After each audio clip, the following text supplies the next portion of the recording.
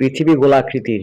অবশ্যই মনে প্রশ্ন জাগে, পৃথিবী যদি গোলাকৃতির হয়ে থাকে, তাহলে আমি যেখানে দাঁড়িয়ে আছি ঠিক তার উল্টো দিকের নিচে দাঁড়িয়ে থাকা মানুষটি পৃথিবী থেকে ছিটকে পড়ে না কেন? এবং পৃথিবী তার নিজ অক্ষে প্রতিনিয়ত ঘুরছে, যাকে বলা হয় আহ্নিক গতি। এবং বিষুবীয় অঞ্চলে এই গতি ঘন্টায় ১৬০০ কিলোমিটার এবং সেকেন্ডে ৪৬৫ মিটার, তার মানে উচ্চ গতির। এখন প্রশ্ন জাগে, পৃথিবীর আহ্নিক গতি আমরা কেন অনুভব করি না? কোনো কিছু যদি ঘোরে তবে তা বাহিরের দিকে ফোর্স অনুভব করে, অর্থাৎ বস্তুটি বাহিরের দিকে ছিটকে যেতে চায়। কাছের এই বক্সটির পানি দুই পাশে সরে গিয়েছে। পৃথিবী যেহেতু নিজ অক্ষে ঘুরছে, সেহেতু পৃথিবীর পৃষ্ঠে থাকা মানুষগুলো কেন্দ্রে বিমুখী বল অনুভব করবে, যা কিনা মানুষকে পৃথিবীর পৃষ্ঠের বাইরে ছুড়ে দেওয়ার কথা।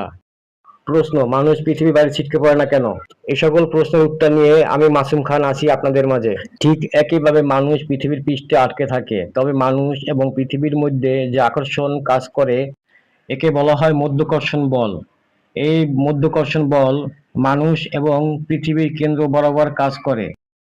এখন কেউ যদি পৃথিবীর এখানে থাকে, তবে পৃথিবীর কেন্দ্র অর্থাৎ এই বরাবর মানুষ আকর্ষণ বোধ করবে, যা মানুষকে পৃথিবীর পৃষ্ঠে আটকে রাখবে। অন্যদিকে কেউ যদি এখানে ঠিক নিচে থাকেন, তবে তার আকর্ষণ হবে ঠিক এই মাঝ বরাবর। ঠিক এই মাধ্যাকর্ষণের ফলেই মানুষ পৃথিবী থেকে ছিটকে পড়ে না। পৃথিবী গোলাকৃতির। অবশ্যই মনে প্রশ্ন জাগে, পৃথিবী যদি গোলাকৃতির হয়ে থাকে, তাহলে আমি যেখানে দাঁড়িয়ে আছি ঠিক তার উল্টো দিকের নিচে দাঁড়িয়ে থাকা মানুষটি পৃথিবী থেকে ছিটকে পড়ে না কেন?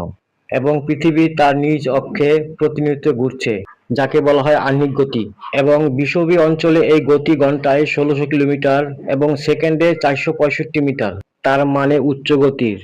এখন প্রশ্ন জাগে, পৃথিবীর আহ্নিক গতি আমরা কেন অনুভব করি না? কোনো কিছু যদি ঘোরে তবে তা বাহিরের দিকে ফোর্স অনুভব করে, অর্থাৎ বস্তুটি বাহিরের দিকে ছিটকে যেতে চায়।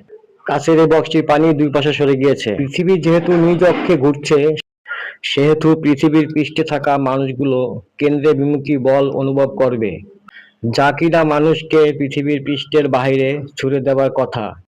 প্রশ্ন, মানুষ পৃথিবীর বাইরে ছিটকে পড়ে না কেন?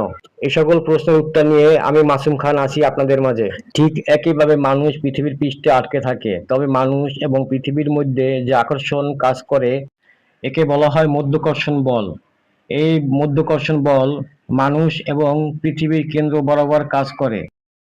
এখন কেউ যদি পৃথিবীর এখানে থাকে, তবে পৃথিবীর কেন্দ্র অর্থাৎ এই বরাবর মানুষ আকর্ষণ বোধ করবে, যা মানুষকে পৃথিবীর পৃষ্ঠে আটকে রাখবে।